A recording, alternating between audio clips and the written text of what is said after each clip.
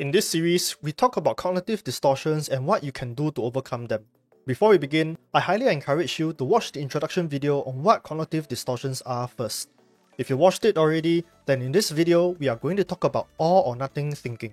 All or nothing thinking is when our views become extreme, be it how we view ourselves, others, or the experiences that we go through. We start to have absolute thoughts, and unfortunately it tends to be negative too, which is a common factor you'll notice with the other cognitive distortions as well. The danger of all or nothing thinking and absolute thoughts is that it will leave you hopeless. Let me explain with an example. This is John. John went for an interview. He spent a lot of time preparing for this interview and he has a really strong portfolio and resume to support him. During the interviewer asked John questions that he had prepared for and was able to answer really well. He could tell that the interviewer was impressed and that the interview itself was going well. But near the end of the interviewer asked a question that caught John off guard. John stumbles and he didn't answer it well because he could see that the interviewer didn't nod and smile like how he did earlier. With all or nothing thinking, John will start thinking that he has completely messed up the interview. He screwed up the entire thing. His chances of getting accepted is now zero. Absolutely zero. Why? Because he didn't answer the last question well, and thus he has no hope of passing this interview. Right now, for you watching this video, you will likely find it easy to point out that his thinking is flawed, mainly because it was only one question at the end. There was still the other 90% of the interview where John did really well. And let's not forget that John has a strong portfolio and resume as well. There's still a really good chance that he will pass the interview. He has hope, but the thing is, a person with all or nothing thinking can't see or think in that rational manner. One reason is because they are not even aware that they have such a distorted and inaccurate way of thinking.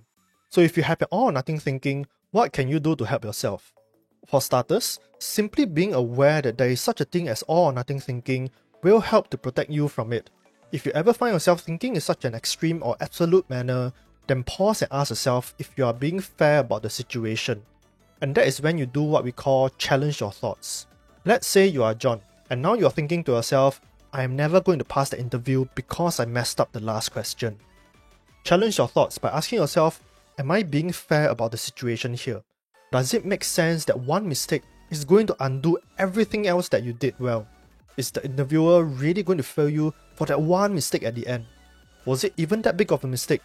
Was it even a mistake to begin with? What we are doing here is to poke holes in that thinking.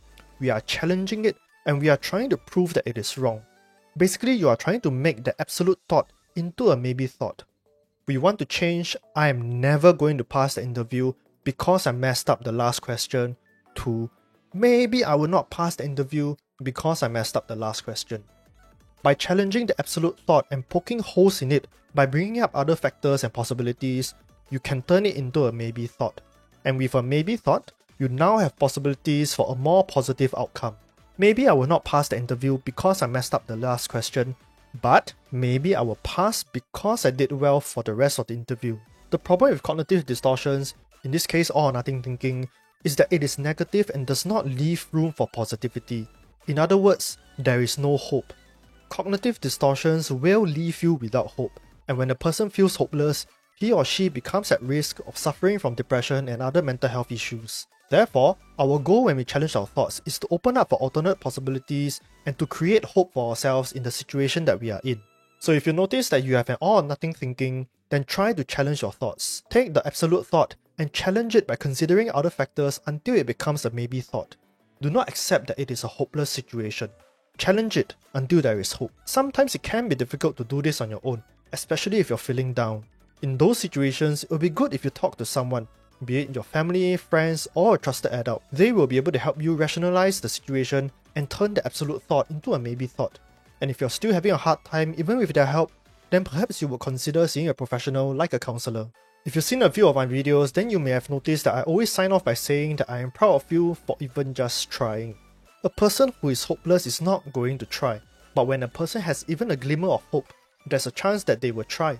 And when you are willing to try, there is a possibility that you can succeed. And with that, I hope to see you again in the next video, and like I just said, always remember that I am proud of you for even just trying.